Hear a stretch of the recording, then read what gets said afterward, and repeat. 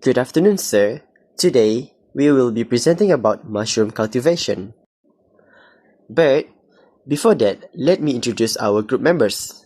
Our group consists of 5 members, which is Sylvester Nanang Anak Jonathan Jagat, Tengku Fakihah Darwisha binti Tengku Muhammad Anwar, Jawahir Hayati binti Johari, Nur Izzati Munirah binti Abdul Munim, and Tuan Alia Safia binti Tuan Ismail. Introducing the oyster mushroom, scientifically known as Pleorotus Ostreatus. This name for its oyster-like shape and seafood-like taste. This fast-growing mushroom is highly nutritious and naturally grow on dead or dying hardwood tree. It will also make use of agriculture waste, supporting sustainable practice. With low investment needed, oyster mushroom farming is ideal for small-scale grower and environmentally friendly too. In our study, we focus on 2 main outcomes. First, we measure the maximum growth on the substrate, and second, we observe the mushroom yield in terms of both quantity and weight compared to the control. Let's review some study on oyster mushroom. According to Germany et al. 2016 and Kovacs 2025, oyster mushroom grow well on substrates such as rice straw, wheat straw, sawdust, and cottonseed hulls. They are also nutritionally rich, containing all essential amino acids. Mezzolini et al. 2016 reported that the optimal fruiting temperature is between 20 and 25 degrees Celsius. Furthermore, recent study by Araujo et al. 2025 highlight the medicinal potential of oyster mushroom. They exhibit hypoglycemic, anti-obesity, hepatoprotein, neuroprotein, and anti-atherogenic properties, making them not only nutritious food but also functional food with health promoting benefits. For this mushroom cultivation project, careful planning and preparation are essential to achieve optimal results. The ready block requires pre-inoculated mushroom growing bags and spray kits. The treatment block uses mushroom growing bags, fresh mushroom spawn, and suitable growing environment.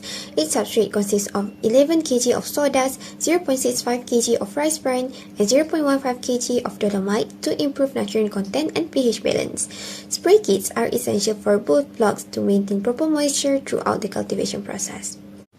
Today, I'll walk you through the key activities in mushroom cultivation, broken into 2 main phases. In phase 1, substrate preparation, we begin by mixing sawdust, gypsum, and calcium hydroxide, which also known as lime, over our bulk ingredients. Next, we add water to create the right moisture content. Finally, we let this mixture rest to allow proper integration of all components. In phase 2, the inoculation process begins by filling the prepared substrate into growing bags. Excess water in the bags is removed to prevent contamination and ensure proper aeration. The substrate is then weighed to maintain consistency. Next, a scoop of mushroom spawn is mixed evenly into the substrate. Finally, the bags are sealed and labeled with the date, name, group, and weight of the inoculation. Now, let's begin with phase 3, the incubation stage. First, store the mushroom growing bag in a dark, clean location with adequate moisture in the area. The mycelium thrives in darkness during this colonization phase. Second, monitor the colonization progress daily. Keep a close watch on how the white mycelium spreads through the substrate. Third, note the length of colonization every 3 days. Once colonization is complete, we move into phase 4, the fruiting stage where our mushroom will actually begin to develop. First, make X-shaped holes in the bag. These openings allow the mushroom to fruit and provide necessary air exchange. Second, mist the bag 2 to 3 times daily. Maintaining high humidity is essential for proper mushroom formation and growth. Third, monitor pinning and growth of the mushrooms carefully and check regularly for any signs of contamination. Finally, note the pinning number and time, along with the number of fruiting bodies and any contamination observed. Lastly, phase 5 focuses on the harvesting stage.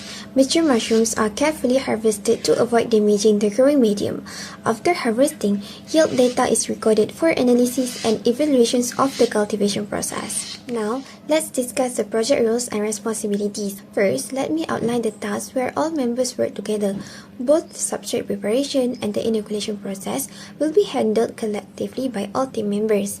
This collaborative approach ensures consistency, quality in our growing medium, and proper storage technique during the critical inoculation phase. For the remaining tasks, each member will be responsible for their own blocks. This includes daily monitoring and misting to maintain optimal moisture levels, temperature and humidity checking to ensure ideal growing conditions, photo documentation to create a visual record of growth, data recording to track progress and outcomes, contamination inspection to identify and address any issues early, and finally, harvesting when the mushrooms reach maturity. Next, let me outline the specific rules for our key project components. For presentation preparation, Tengku will handle project initiation, setting up our framework and goals. Jawahi will manage project planning, organizing our timeline and resources. Alia will oversee project execution, while Izzati will compile progress data throughout the project. Sylvester will lead the project closure, summarizing our findings and outcomes. Finally, Izzati will handle the video production to showcase our work. For report writing, responsibilities are distributed by section. Tengku will write the introduction and foundation and goals of our project. Sylvester and Izzati will work together on the method section, ensuring it is inclusive and clearly arranged. Jawahir and Alia will collaborate on the results section, providing inclusive analysis of our findings. Finally, Izzati will craft the conclusion. Moving into the execution phase. Phase 1 focuses on substrate preparation. We use a precise formulation of soda to inform with gypsum and hydrated lime. To ensure a clean grow environment, we perform 10 hours cool sterilization soak. This not only eliminates combating microorganisms but also stabilizes the pH level, creating the perfect foundation for our fungi. In phase 2, we transition to inoculation and incubation. Using strict aseptic technique to prevent contamination, we introduce the smoke into the bags. These are then stored in a dark, ventilated environment at 25 to 30 degrees Celsius. This stage is vital for mycelium running, allowing the vegetative network to fully colonize the substrate. Once colonization is complete, we trigger phase 3, which is induction of fruiting. By opening the bags and spiking the humidity to between 80 and 90%, we stimulate the natural condition required for mushroom pin to form. This environmental shift is the catalyst for the transition from vegetative growth to fruiting. Finally, in phase 4, we begin harvesting. We monitor the development of the mushroom cap, picking them at peak maturity.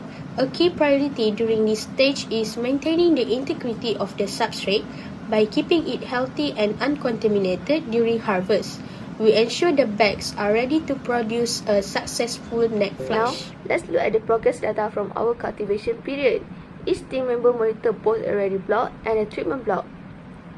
His ready block produced a total of 12 mushrooms across 3 flushes. The first 2 flushes were healthy, but the third one showed contamination.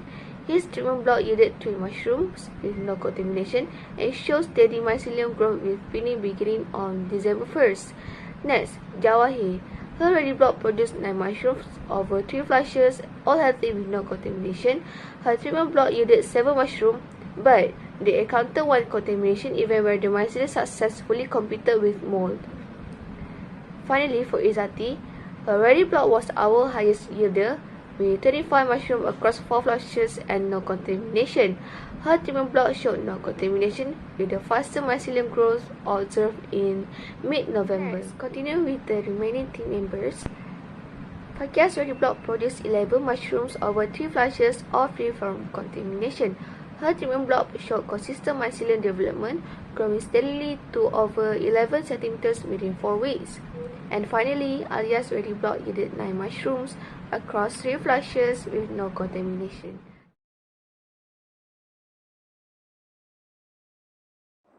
This project was conducted at campus UiTM Seluwelang, and we started with review session first, and each person got a ready block.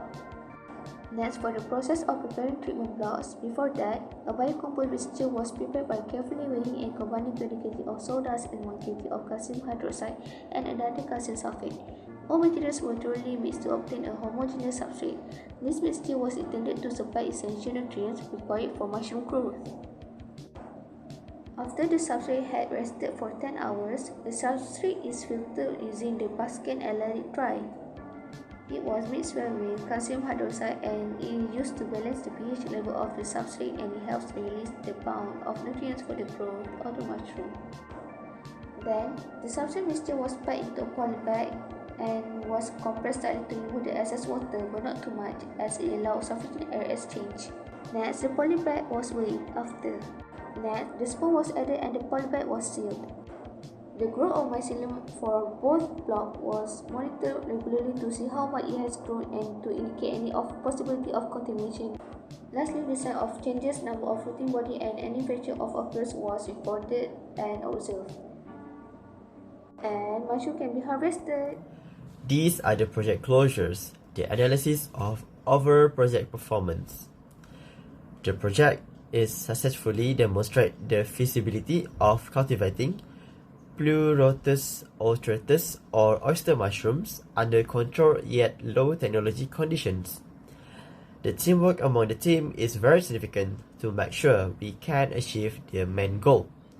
Some of the kernel mistakes during the project will directly impact the result if it's not handled carefully and lead to the contamination.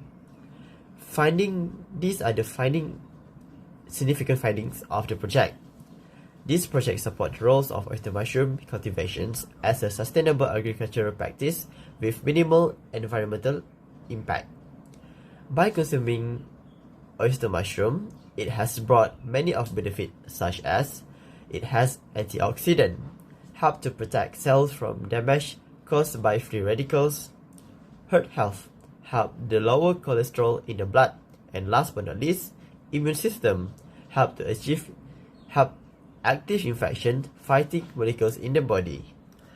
In conclusion, successful cultivation of oyster mushroom, Pleorotus Ostreatus, was achieved using both ready-made and prepared substrate blocks under simple conditions.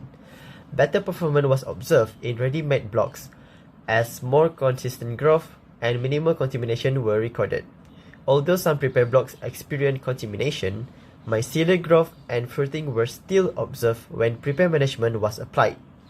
Moisture and humidity were identified as key factors for successful cultivation, and simple methods such as water spraying and the use of wet towels were found to be effective.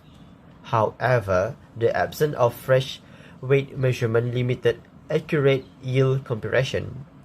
Overall, this project demonstrates that oyster mushroom cultivation is a practical, sustainable, and suitable for small-scale agricultural practice in Malaysia, with potential for agricultural waste utilization and enhanced food production.